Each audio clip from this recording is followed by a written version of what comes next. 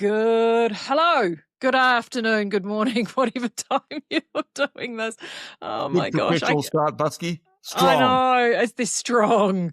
Yeah. You and I have just finished ranting away at each other before we got started, and that is the energy that I'm at. Welcome to Media Matters, if this is your first time here. I'm Maree Buscke. Joining me, of course, is my partner in crime, Marty Gibson. M&M, your favourite time of the week, I know, for many, so thank you for joining us here at RCR.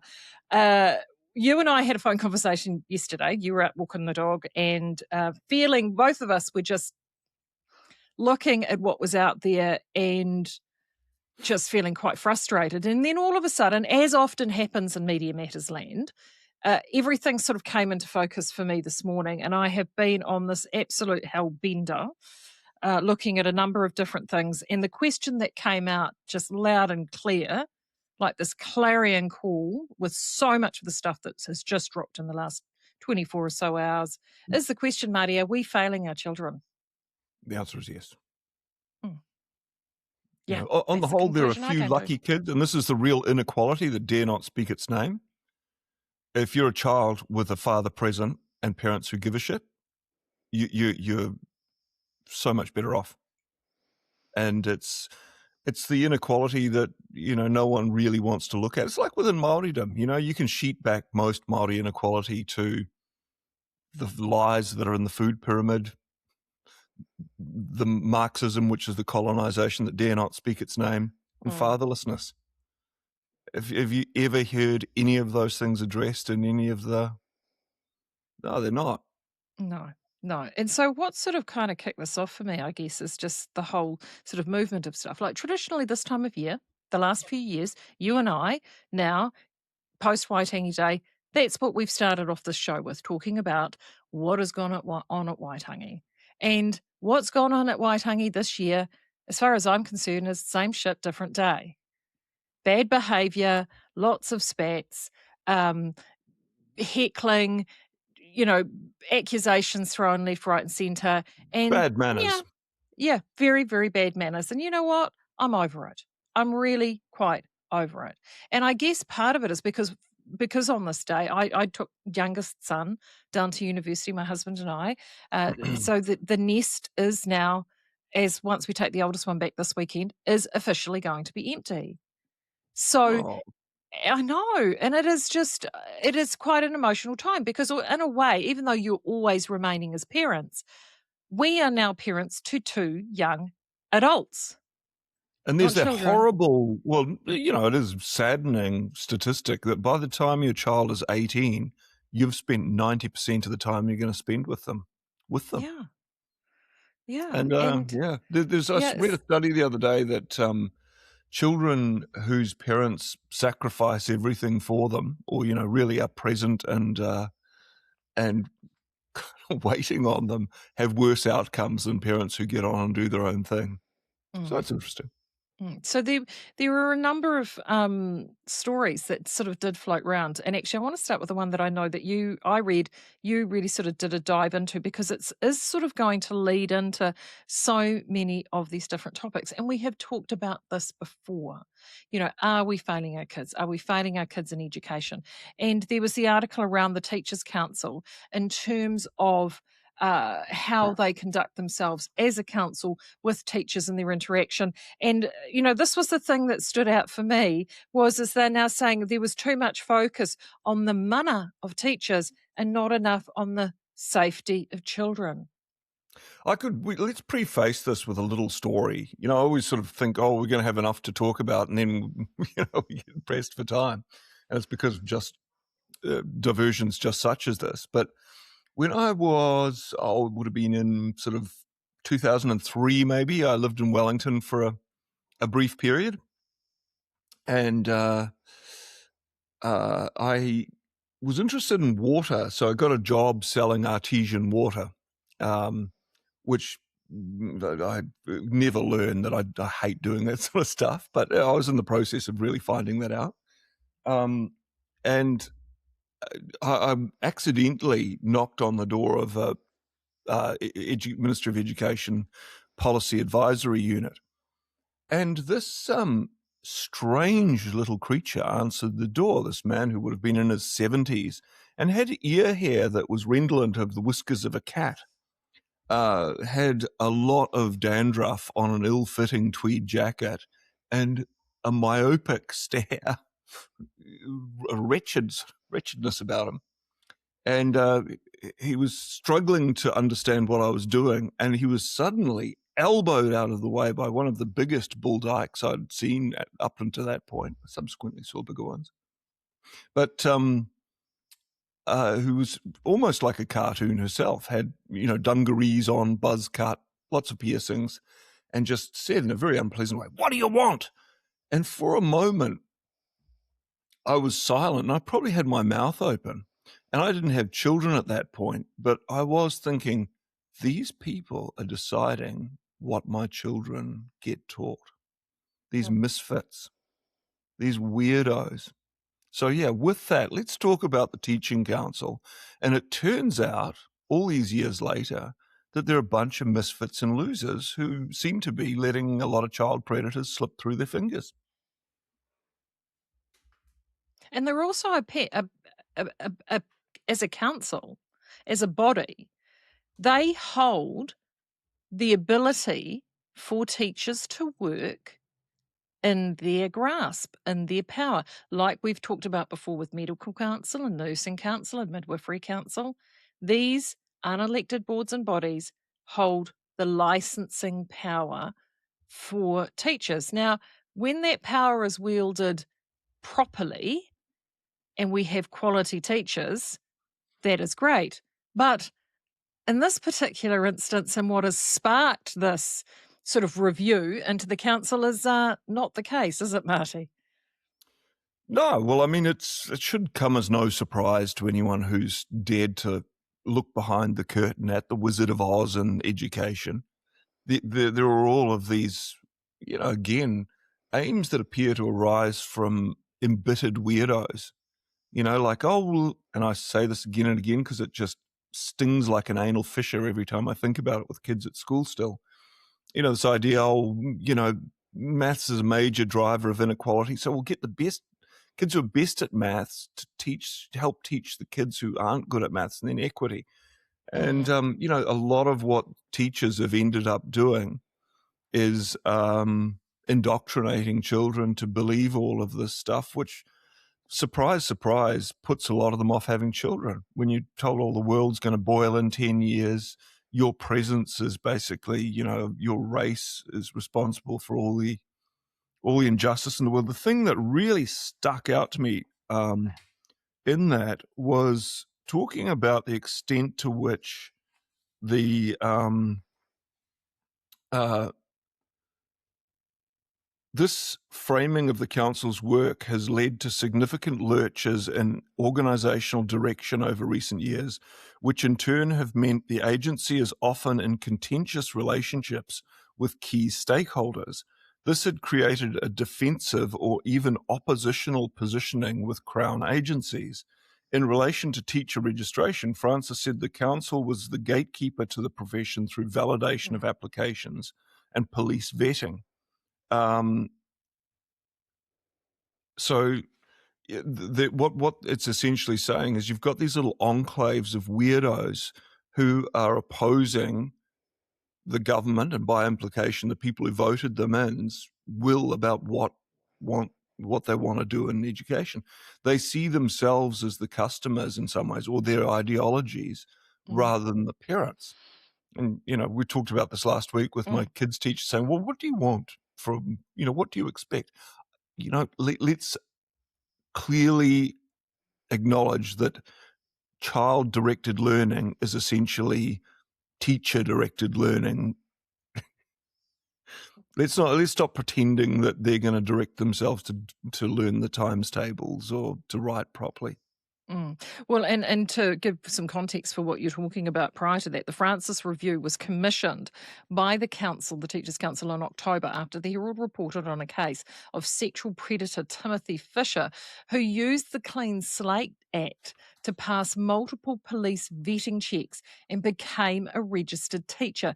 Despite having historic indecency convictions, the council certified Fisher in 2015, despite a warning from police that he should not be given unsupervised access to children. He went on to sexually abuse young girls at an after-school tutoring company and is now in prison. And, you know, this is the thing. I mean, school is one of the places that in almost all cases, the state is tasked by us, the taxpayer, to provide as a service for us to be able to educate our children. Now, as parents, and I think many parents who are busy and they're full on, believe, and we've said this before, that school and what you learn at school and the safety and the environment of school was as it was when you yourself went through school. Both you and I have said this multiple times. It is not. The environment is quite different from the environment we went through. And as parents, if you just abrogate full responsibility to the school, i.e. then to the state, to the little fuzzy-haired man policymakers, policy wonks and quangos, and all the right ideologies that go along with it, there be dragons. Now, the fact that they're waking up to this is a good thing, but we've got an entire generation of children that have gone through this system and quite seriously are going to probably turn up in our mental health system, social welfare system, and every other system that we've got because we failed them right from the get-go. And unfortunately, as parents, we were sucked in. We were the 65, many of them were the 65% that have just believed that it's all been okay. Now, I believe, Marty, you and I don't fit into that. I mean, you're extremely active in your child's education, what's going on, and I know you drove the teachers and people at schools crazy. I know that yeah, and I certainly, especially with number one and in the younger years, well, all the way through, I've been a very active parent, and I know within the older years with my kids, I know there are some schools that are really glad to see the back of Mother Buscke, but that's what you have to do. Well, I mean, something that I tell all kids, and I've said this before as well, do not give the education system a monopoly on your curiosity and your personal duty to find out about the world and follow threads of your own curiosity. And even telling kids, so what the teacher said to me after looking over their shoulder at a parent-teacher evening, the NCEA is essentially designed to create mediocrity. It's like, oh my gosh.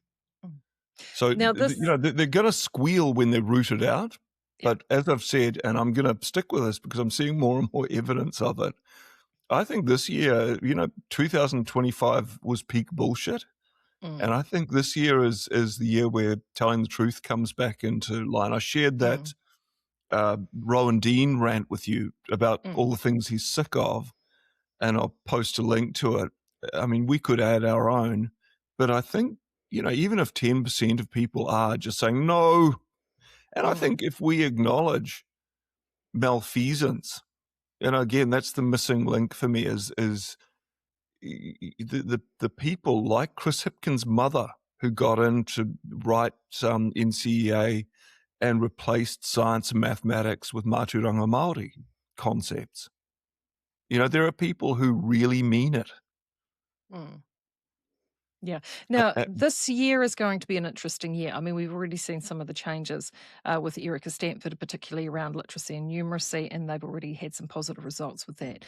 Now, when I was at the end prize giving at high school with number two, the principal actually for the first time ever, and I've known this principal since youngest son was year 7, right? So we've got a lot of skin in the game with this chap, and I think he is a truly exceptional principal. I think he was an assistant principal when I first met him. He's a really great guy. First time ever I have seen him at a prize giving get political. And he was frustrated. And he was frustrated at the change and the lack of support. I mean, he wasn't positive, but he also too, I think, was frustrated because I don't think he I don't think he indicates that some of these changes don't need to happen.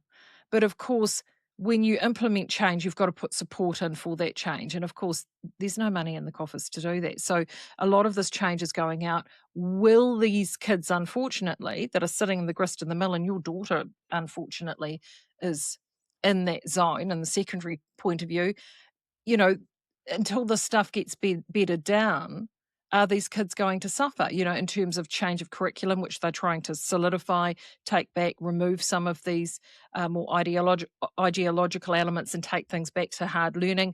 How affected will these kids be? We're just going to have to watch and see, and especially you, because you've still got 3 kids motoring through the system. So, and then the difficulty is that if by the time we get to the end of this year and you've got changes that have been pushed through with this government just now this year, and we get the other mob back, will they just turn it all on its head again and go back to how things were? And again, are we harming our children? What effect is this going to have on the kids? While the supposed grown-ups in the room are fighting about their, how did the council put it, their mana. Yeah. I'll stop ranting now, Marty. Well, no, you won't. Let's be honest. There's a bit more pressure in there, Buscke. I know. Yeah, I know. Because, okay, so I'm going to move on because I'm really going to get ranty now. Because, of course, I've been following Oranga Tamariki now for a few years. Yeah. Speaking of failing children, and I'm back doing some interviews. I did one yesterday. I'm about to do another one in a couple of days. And this is with some parents who have spoken off the record, who are now wanting to go on the record about their personal experiences with the system. And shocker, no surprises for anybody, their experiences are appalling. Now, Oranga Tamariki popped back out into the spotlight. And in fact, it was a story, as I saw it in my Herald this morning, immediately above the teacher story that we just talked about, and that is, of course, the Malachi Subecz case. Now, that case happened in your neck of the woods over there in the Bay of Plenty. At the time the court case went on, it was massive news. It was everywhere. People were talking about, where is the justice for Malachi? We didn't say a lot about it at the time because the case was unfolding. But what has now happened is we now have a report from Karen Patasi and the Ombudsman, Peter Buscke. The coroner's report has now come out. And this, just to remind people, this poor child, Malachi, at 5, was the product of a single mum, Jasmine Cotter, who was young from all accounts. She sounds like, a sweet girl that essentially, wasn't necessarily the biggest kiwi fruit in the plantation. Let's put it that way. But she struggled with some decision making, and she, at work in a pack house, met a mother and daughter. The mother sucked her into a scam, which led her to end up with drug importation charges along with this friend. And Jasmine, after being sentenced to a custodial prison sentence, decided a really good idea, because she wanted to be able to see Malachi, who was her world. She adored her child. She handed over in a private arrangement guardianship to a woman called Michaela Baraball, who then went on to starve, abuse, beat, burn, and murder through absolute neglect, Malachi. When you have children, it really, if you're doing parenting properly, there's a weird thing that happens when you have children where all people, you see them as children in some ways. And all children, you understand how much love and care they deserve, and the extent to which, that's been underplayed in the effort to get women into the workplace, in the effort to separate men and women and get women depending on and voting for a bigger state. And, all of those things that are wiring the central nervous system, like when they're upset, rather than try and reason with them, you give them a hug until they go, all right, that's enough hugging. And it tells their brain, you're not going to run out of affection or care. And so the injustice of children, this comes back to your theme, are we failing our children? In all of the education that 13-year-old girls are getting about the importance of using lube during anal sex, is there any effort to start them thinking about what sort of man makes a good father to their children, what qualities they might look for, what prenatal and postnatal care do children need? Is there any effort to tell young men about the qualities of a good mother or how to be a good father? There's not. And again, this comes down to this malevolence that has infected the education system and so much of the wider bureaucracy. Yeah, it does. And you bring up a really good point about the skills of a parent and what a parent learns, because I mean, you and I both, we were older parents. Okay, so we've come to parenting in our 30s, but there are still a lot of parents, young parents out there, late teens, early 20s, and they don't have more babies born in 2024 to women in their 40s than women in their 20s. Yeah, but these so in this particular case, Jasmine was young, right? So she was on her own, and as part of the report, there's so many different things, but the coroner, one of the things that came out with the coroner was, while the concerns primarily related to the pressure that might have been applied to Jasmine Cotter and the use of the boy as leverage, the coroner's view was, even if Barrable had not been the daughter of the co-offender, that for starters, placing Malachi with a relatively young woman who was not a family member and had no children of her own was an arrangement that required close scrutiny.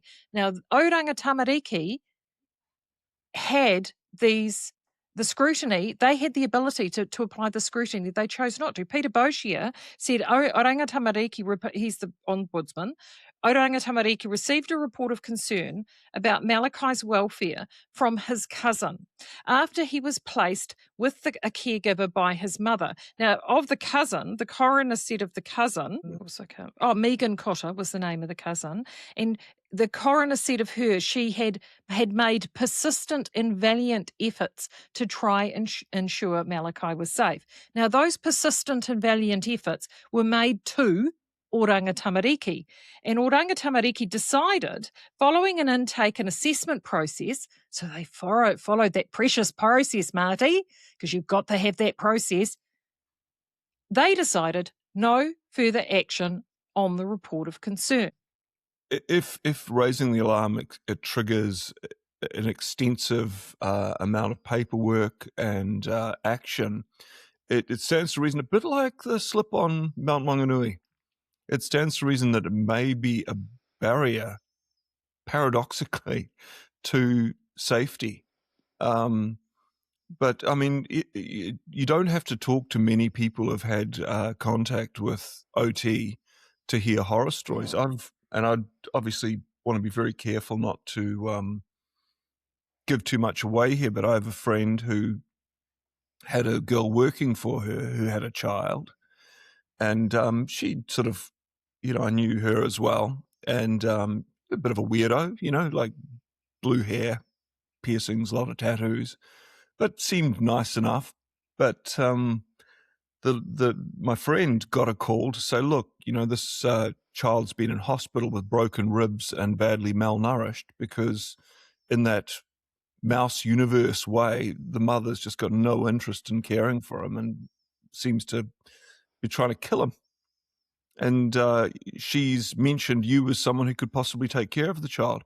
That poor lady is, who's got, I think, 20-year-old children, has had this baby for 8 months. And OT won't give her any money to pay for the diapers, let alone the care, let alone the interruption to her business and life, because she's earning too much money. So, this is another area where we're like sheep corralled into a fold and watching other flock members just getting pulled out and slaughtered, and we don't really do anything about it. We don't accept the extent, as I said, of it's hard to say what's malevolence and what's just incompetence that's bound in bureaucracy.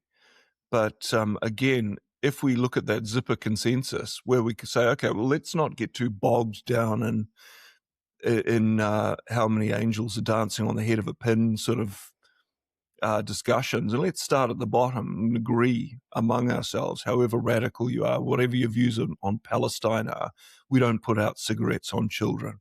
Let's go from there. Mm. And let's So start there. I want to get your thoughts on something, and this is on several things that you've already said in this conversation. One is you were talking about in terms of the fatherlessness, the ability to parent and what that environment is for the children and the responsibility that we have with those things. We now have this this case of how do these children, I mean, you've got a system that is now just abrogating their responsibility, handing this baby over to someone that's responsible but not supporting them. Because theoretically, I thought that's what the system was supposed to do. Now, all of these things, funnily enough, in the book that I just read over the summer, which was The Case Against the Sexual Revolution by Louise Perry, she covered a lot of these issues. And she even had a chapter or a section on the welfare state. All of the things that she discussed could have been applied to what we are looking at here in New Zealand and the system that we have here. Has part of this, have the invisible children, like Malachi Subecz, are they actually victims because they have become not children, but commodities of the welfare state? Yeah. You know, I went to this health conference in Rarotonga last year, and it was opened by the Bishop of the Cook Islands, and the theme of it was the first 1,000 days. And he stood up and said, if we are aborting children, and he went through all the scripture about even when you were in your mother's womb, I knew you. He said, if we are happy to kill children in that way, it shouldn't surprise us that we're not that committed to looking after them. And that shocked me to the core to hear someone say that when I'm so used to, my body, my choice. And I said it last year.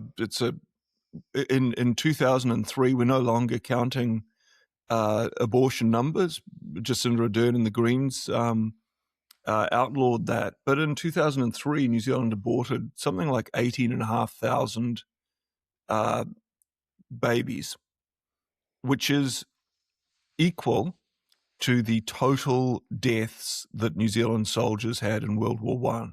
Where's their Anzac Day? So when we can do that and just be blind to the absurdity of that, and again, I spoke to a woman on Monday who had worked at one of the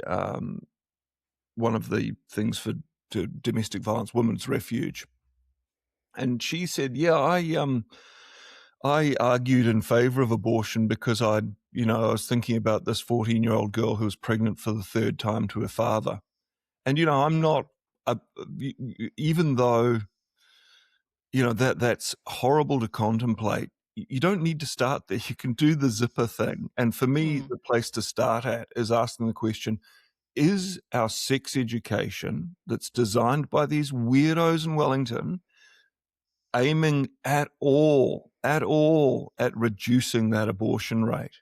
When Charlie Kirk was killed and we had all these people justifying it, saying, well, that's American gun violence.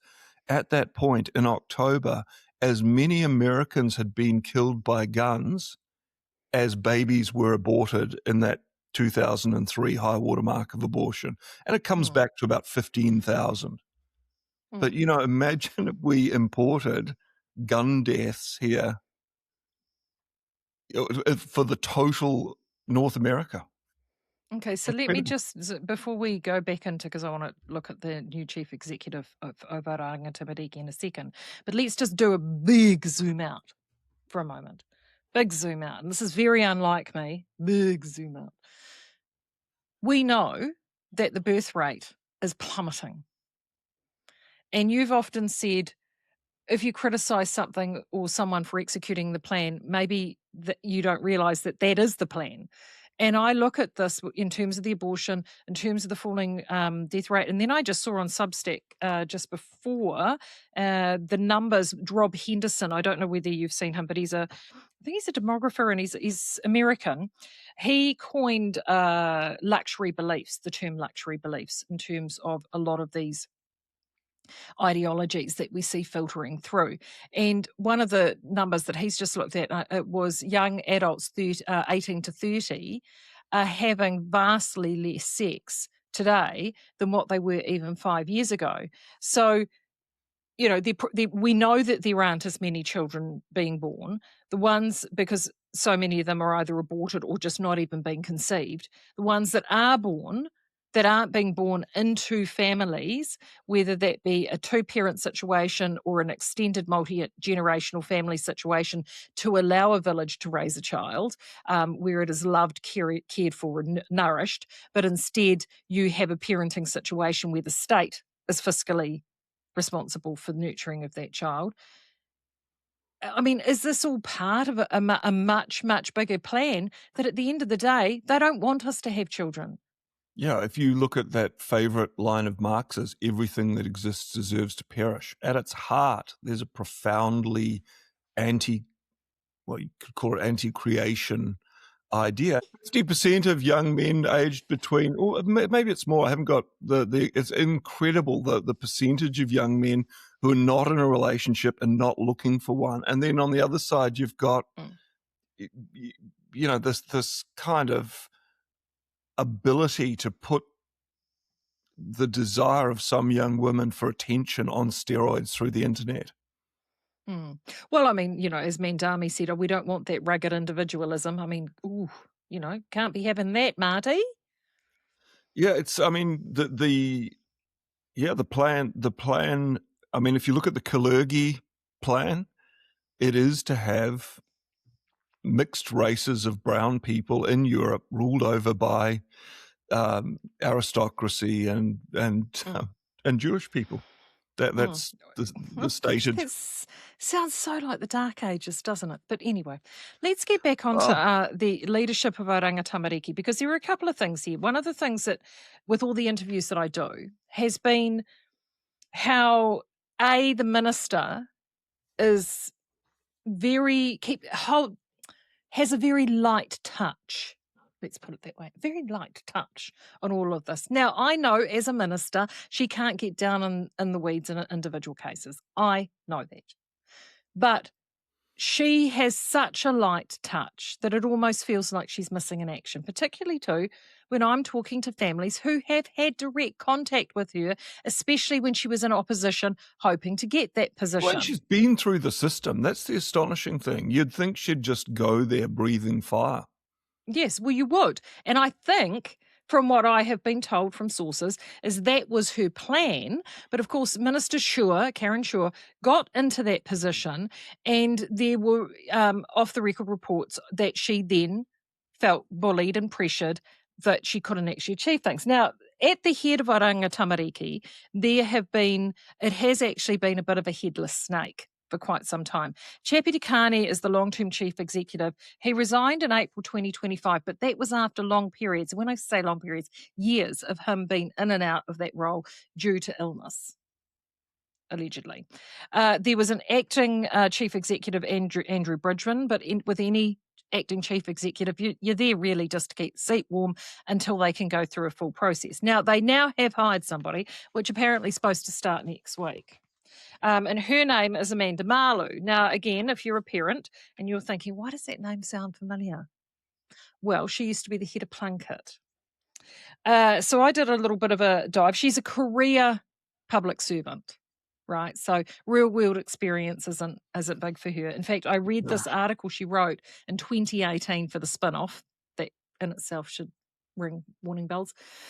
Talking about when she'd had her own children and how she had to go back to work, but she was lucky that she had extended family support in her network that would bring her child to her office in order for her to be able to breastfeed. And when she had a job as a liaison with one of the universities, as she would travel around the country. Her parents came with her so she could continue to breastfeed her baby.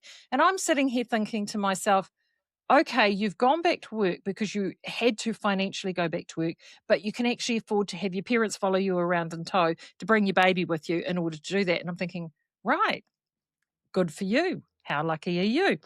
Anywho, she has been the chief executive of New Zealand Maree for education. She's been deputy chief executive of service delivery at ACC, and she was the chief executive of Plunket. Now, whilst she was in Plunket, she had lots of centralisation of services and property, and one of the things that she wanted to bring to Plunket, Marty, is equity. Oh my God. Yeah. You know, I've spoken about my chickens before. The thing about chickens is they do attract flies. And so I've got 6 fly traps out there. So the flies get attracted to the chicken food and chicken poo, and then I catch them. Things that pertain to children attract predators. And unless you're freely acknowledging that and looking for it and seeing the lack of catching them, not as a lack of their presence, but a lack of a competent system to anticipate and root them out, then you're failing. And if you put a lot of hand-wringing people who want equity and have sympathy for people even when they're guilty, which women disproportionately do, you don't find them. And so it carries on. So these are some of the values that she's known for: driving organisational change and cultural transformation, particularly in complex service environments. There's some jargon for you. Focusing on improving equitable outcomes for children, families and whānau, drawing on both public service expertise and community sector experience, and emphasising partnership with iwi communities and stakeholders to strengthen services and accountability. Services and accountability. Accountability. Now, there's a word for you know, it gets back to what I was saying before about when any raising concerns triggers that accountability, I think, is a driver, because the thing, again, that yes minister thing, they've become very adept. Their primary skill is in dodging accountability. So if you increase the threshold and demands for accountability, it stands to reason that you'll get less done. Yeah. So I think that's a major part of the issue. Yeah, it is. So anyway, Ms. Malu is going to be at the Realm, from what I understand, from about the 26th of February.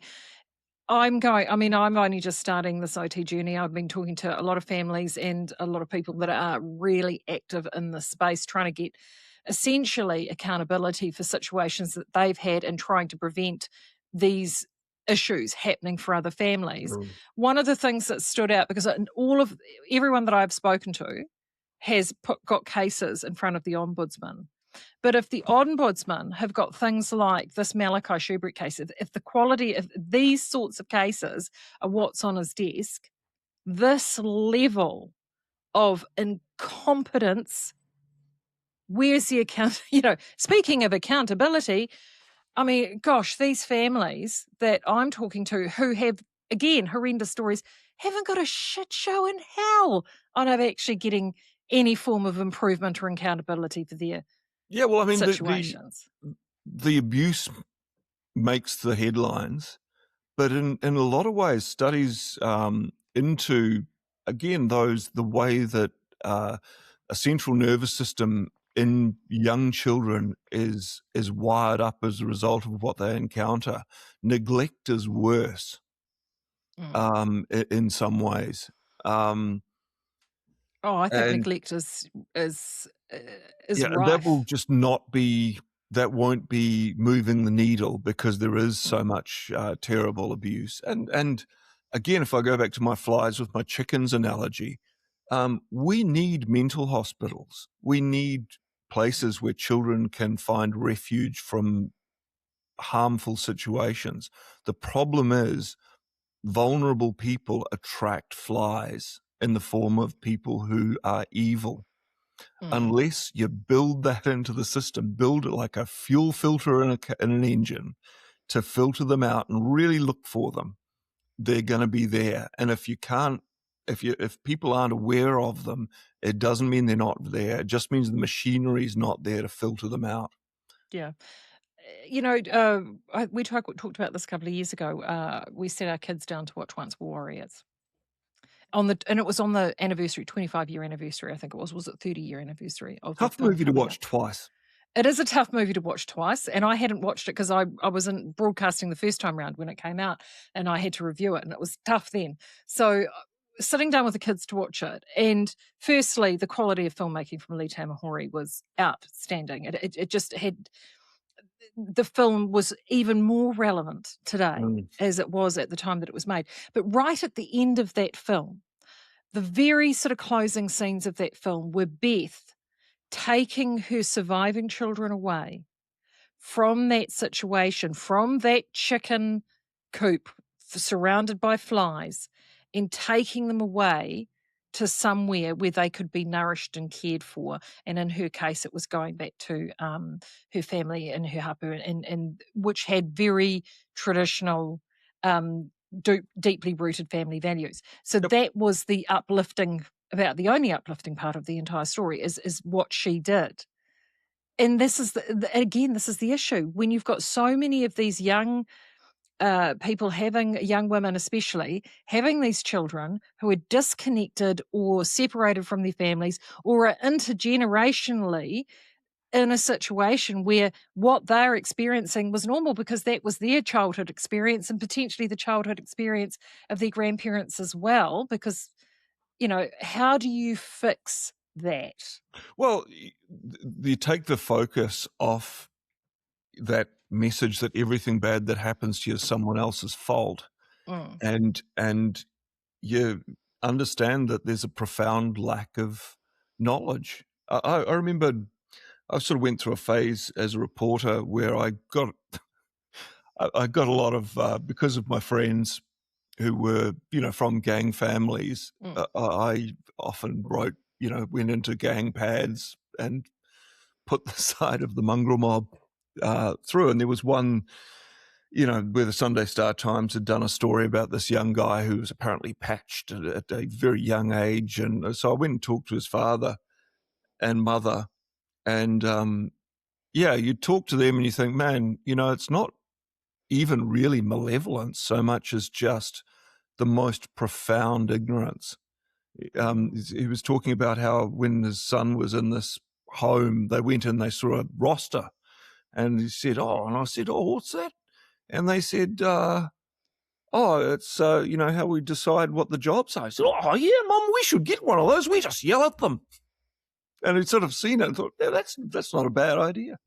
But he said, he sort of was having his gang mates come through and found out later they were molesting his kids. And so, again, that rush to kind of say, it's colonization or it's, a lot of those guys who are in gangs did go through whether they went through a borstal system or an orphanage where they're profoundly abused. It is often, neglect or just mistakes by the state that have contributed to it. Sociological factors like, people moving out of areas like you described, Beth Hickey going back to.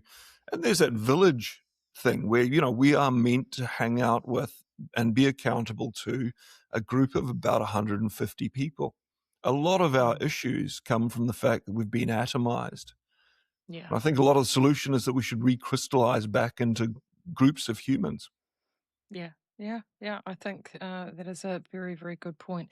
Now, save me from my ranting. I know you've got a couple of other things that you had a look at. Let's touch on those before we go to the mailbag. I'm not sure if I've said it. I read Muriel Newman's excellent thoughts on Waitangi Day, which I'll put a link to. But just reiterating again, we can think we're having a debate with people like Willie Jackson, with people like John Tamahiri, their aim is total control. As Willie Jackson slipped up and said, well, you know, my uncle Moana Jackson's thing was, well, we own it all. That's where they're going. And they'll use all sorts of pretty language and legalism, and they'll lie their asses off. Oh, we never ceded sovereignty. Oh, our ancestors just didn't understand them because the Māori version's so different to the... So that's something to, I think this year's the year of where we reached peak bullshit last year. I think this year people are going to feel a bit safer just saying, you know what, I see what you're doing. I see the way the results are just getting worse and worse while your houses are getting more and more impressive, and let's try something different. Matthew Hooton, again, not quite getting there, wrote an article, New Zealand should ditch Paris payments and focus on climate adaptation. So saying Finance Minister Nicola Willis has as good as announced that a national-led government will not pay the billions of dollars it will owe under the Paris Agreement on climate change, which isn't legally enforceable anyway. I've been on about this for 2 decades, and I've been saying, because I saw it in a listener article, New Zealand's exposure is going to be about $75 billion potentially. They're up to admitting it's up to $25 billion. And that's down from, you know, even a few years ago saying it's only $3 billion. Which isn't legally enforceable anyway, nor, of course, would a Labour-led government, even if supported by the Greens. So his thing in this is, well, it's just because Trump's destroyed the rules-based global order. But he's just still, he's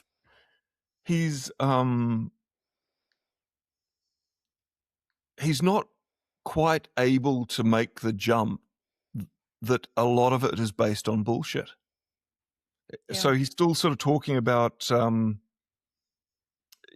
we ought also to redouble efforts to find scientific solutions to reduce methane emissions, not so much for use here in New Zealand, given our methane represents just 0.05% of global GHG emissions, but more importantly, to export to a world where methane represents about 14% of global emissions. The Methane Accord is worth looking at this, and Jaspreet and Don, whose birthday it is today as we're recording, happy birthday, Don, have been very strong on this. It is utter nonsense. Well, as Don said, like, they've done all the science. The science is there that ruminant animals are actually net positive, not net negative. So net positive. And you know, there's this focus on the atmosphere. Most carbon dioxide is in the ocean. The ocean is the major heat sink. A lot of the increase in carbon emissions seems to come from the ocean floor. And, you know, you think about a glass of water and how long it would take you to heat up that glass of water with a heater on it. It's a major heat sink, and it's not related in any but the smallest ways to anthropogenic emissions. But yeah, he just doesn't quite get it, and then dives into your favorite topic, managed retreat. He's saying, but our main effort needs to be completely redesigning and rebuilding some of our transport network and other infrastructure, which now gets washed out more frequently. Does it really? So you and I had this conversation yesterday because to make it climate resilient. Exactly. So there was I only caught half the story, One News, and they were talking about the landslips and this resiliency. And they had one of the main geo sort of engineer landslip experts saying, it appears that we have more landslips now. Well, do we or don't we? Not appears to. Do we or don't we? Appears to. Well, of course it appears to, because you climate zealots are jumping on everything that looks like, on the news. You know.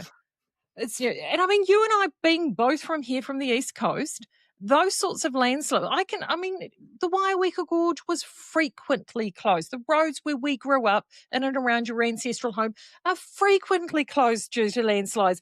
That's situation normal in winter in New Zealand, in those agrarian places where you've got slippage. I mean, yeah. Anyway. But yeah, it's good. I thought it was quite sinister, that dive into that. And he mentions Gisborne specifically. State Highway 2 between the Bay of Plenty and Gisborne is top of the list of roads that should not simply be repaired, but replaced. That's ridiculous. If we can't afford it, we need to be honest about that region no longer being economically viable, and add it to coastal and other areas, including parts of Auckland, from which there will need to be managed retreat. Matthew, you're a little worm tongue, aren't you?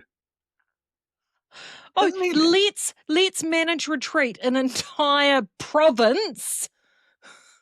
The government itself needn't do too much to encourage the process.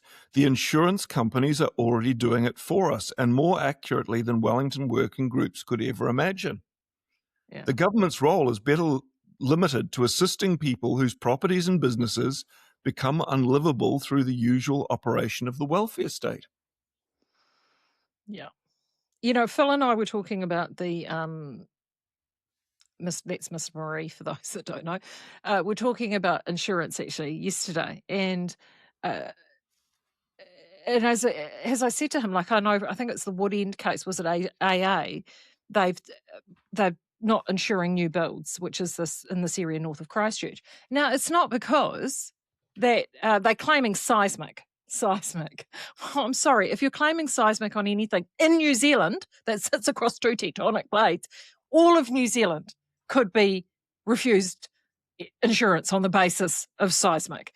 So they've done it on the basis of seismic, but purely because they've run out of money. They have to buy insurance from their reinsurers, and I think that these big global reinsurers are looking at New Zealand across the two tectonic plates with this crazy weather system, the small population of only 5.5 million people, and going, you know what, that's not a good bet.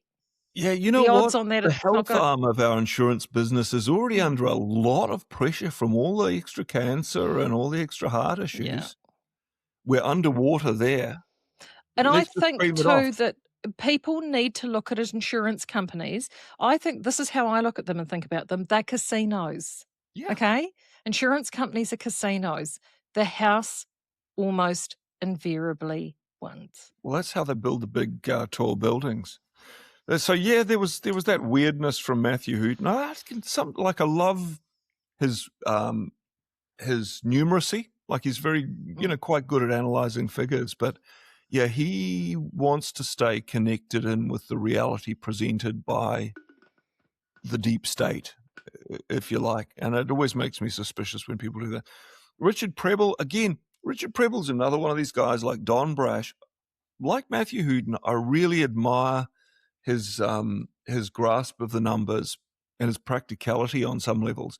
They've all got an inability to focus to factor in malevolence as a pure political force. And I think I've found myself, the world makes more sense when you do that, when you realize that there is that reflex from some damaged, resentful people to think, let's just eliminate existence altogether. So yeah, the world's going to boil, don't have babies, you're just like going to destroy the planet. And it's not unusual to hear kids say that. So yeah, Richard Prebble wrote an article, India Free Trade Deal, What Winston Peters Gets Wrong on Visas. And he talks about populism's rising, immigrants are getting scapegoated, for problems. While it is important to refute Winston Peters' claims, it is vital to recognise that the real issue is not migrant numbers but insecurity. The country's leadership must confront the causes of that insecurity: economic growth, housing and productivity. Leaders willing to say on our national day that what is important is not where we are born but the contribution we make. So I would expand that out to say, okay, we've had a major just destruction of the core philosophy that is our commonality, and we've had it flipped into a postmodernist seeing of the other as the enemy, which allows us to be better ruled. So when immigrants come here, they're not coming here to a people who are sure of themselves, but they're coming here, in the case of some, sure that they're destined to rule the world, and that we're weak and amoral and they're destined to take us over. Certainly in Europe, that's the case. So, yeah, the solution is to forge a stronger values-based national identity, I think. But yeah, that was pretty much my that's the end of my. Yeah, Audrey Young also in yesterday's Herald did a sort of a step-by-step around Peter's criticisms of the FTA as well, and I heard Todd McClay with Hosking sort of defending the deal and the secrecy around the deal too. There's been a lot of criticism about how you can't get all that detail. McClay claimed that it's because India are also engaged in deals with the European Union, I think Australia and the United States. So they're wanting, it was them that they were wanting certain elements of that deal to stay under wraps. But yeah, I think, it comes back, doesn't it, Marty, to that zipper consensus. You want to ensure that if you are bringing people into a nation, that they're net positive to the nation and that you all have fundamental agreements on a great number of things. Yeah, I mean, I did think last week, because I did, you asked me about, my thoughts about Indian immigration with reference to my own being a member of an Indian family. And I probably could have answered that better if I had thought about it beforehand. My family are really decent people, and their friends are incredibly well-educated, hardworking. My wife is culturally very Western, so she's not culturally well, she's Indian. British. I mean, your wife, for all intents and purposes, she sounds like she's off British. Coronation Street. Yeah. I had dinner this week with the Dixits, who were friends of my in-laws, and they're absolutely charming people. What familiarization with India tells you is it's more diverse than Europe. It's not one homogenous group, and it's very stratified in terms of the caste. So, I mean, my family's Brahmin, that's kind of at the top of the heap, in terms of caste-wise. And they're very different from the people who are at the bottom. And a lot of the people we're getting are the villagers. And it's quite confronting when you focus attention on one of those people. They look terrified. I remember coming down and there was a lady who did cleaning or something in the household, and she was squatting on the floor drinking tea out of a saucer. And I said hello to her, and she was terrified. There's almost... the gap between each person is different. Very, very different. I went to my brother-in-law's wedding north of London, and I remember going up the drive to this 1,000-year-old monastery where he was getting married, and there were just all these Mercedes Maybachs and just these incredible cars, and all this Indian diaspora from around Africa, and these lovely young people speaking with British accents, with this wry sense of humor, very well educated, essentially British in many ways, but still with that lingering Indian commitment to family, to values that's been eroded in the West.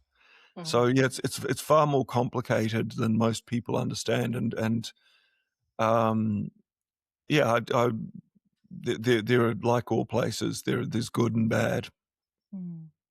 Actually, that's a really good way, because it kind of rounds it back up, isn't it? Bringing it all back to the family. We've actually had some really fantastic mailbag this week. So thank you to everybody who has contributed to the mailbag. 2057 is the text, inbox@rcr.media is the email. First from Joanne. Hi, Marty and Maree. Enjoyed your first reflections of 2026 on Media Matters. I so enjoy your dialogue and opinions during my morning coffee. Have a wonderful year. Well, hopefully we haven't made you spit your coffee out this morning, Joe. It's a very different show this week. I did listen to last week's show, and I was thinking, I hope I've got less of those this week. It's a lot angrier this week, probably. Yeah. Now, we've got an incredible email from Catherine Ennis-Carter, which is very comprehensive, discussing the book and the topic of the case against the sexual revolution. And she's broken it down into decades. It is so good that I'm actually going to talk to the girls about getting this put up as a blog post with a link, because I think that is well and worthy of that. It is such a good like article. Our Yoda, Catherine. She is. She's our almost like our patron saint. I've got so much time for her, and she is a genuinely erudite, practical, intelligent person. I think we should hear more from her. Absolutely. I'm actually just going to read the second part, which is at the end of this. It's 3-page email, and it's under the topic of emerging early election campaigning in the media. So I'm going to talk about that portion. If you don't regularly read The Listener, please take a look at the recent issues from December through January, February. The Listener has always been the bugle in the middle class, and their focus is demonstratively left-wing.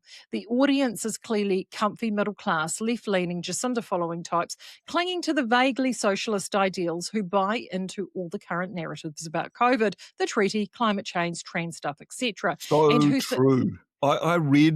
I got a copy of The Listener from the lounge when I was flying earlier this year, and I just thought it's just the smug self-congratulatory, of course it is, we're right and everyone else is just unenlightened. It was really quite, just the lack of self-awareness was incredible among that effete class.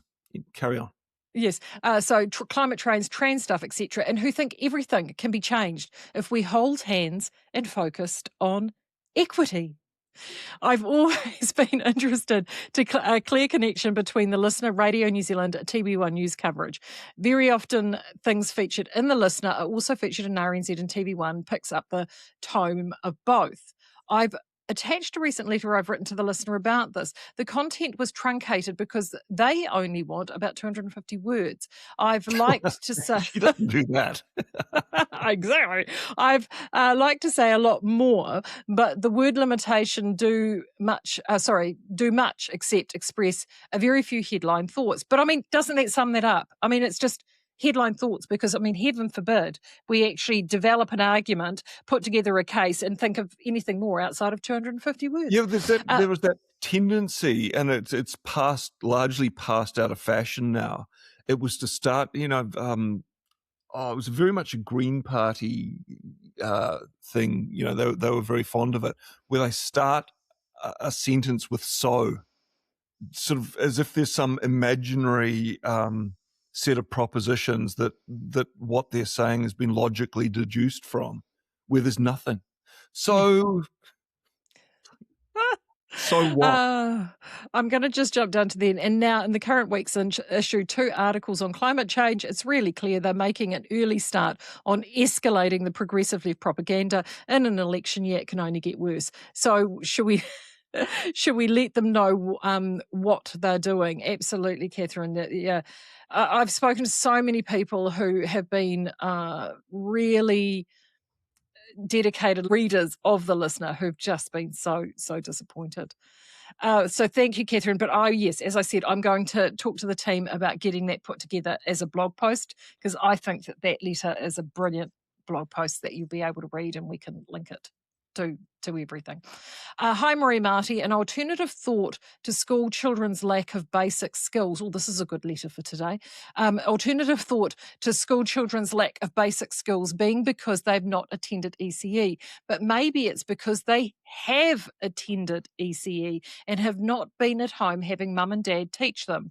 The ECE changed a lot since my children were young, and now all child-directed, rather than passing on a set of skills to those preschoolers.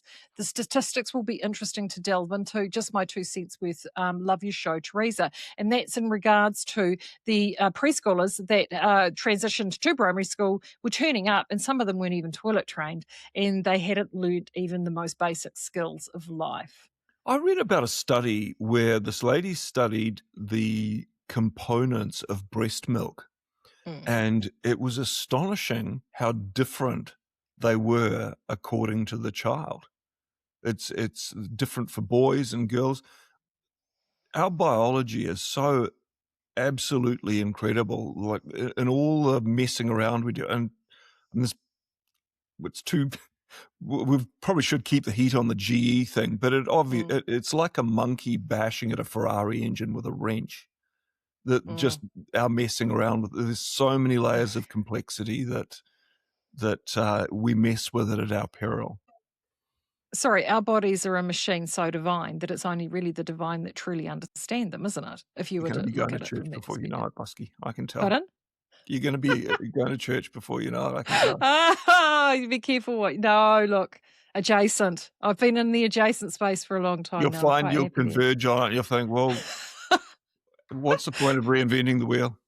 Between you and Bob McCroskey, I swear. Anyway, look, I've just looked at the time we have. Thank you, everybody, if you're still here, that for tolerating particularly my ranting and raving today. For considering 24 hours ago, I didn't quite know where the direction we were going to be heading. An hour and plus has disappeared just like that. Marty, as always, thank you very much for your contributions today, and we do appreciate it. And if, again, 2057 is the text, inbox@rcr.media is the email. Thank you again to everyone that continues to support us, share our shareables, Foundation members. 1st of March is your next Backstage Pass. And if you want to become a Foundation member, have a look at the website, because we're going to be doing so much more for those Foundation members this year as well. That's very exciting. Any final thoughts before we jet off, Marty? Oh, just... thanks. Yeah, thanks for all our listeners. Thanks to the Foundation Club members. Right. Okay. Have a great week, everybody. As I said, 2057 is the text, inbox@rcr.media. If you've got anything you would like to say. And on that note, we will do it all again next week. I'll be in a different location next week. It should be fun. I'm looking forward to it. Take care, everybody, and have a great week.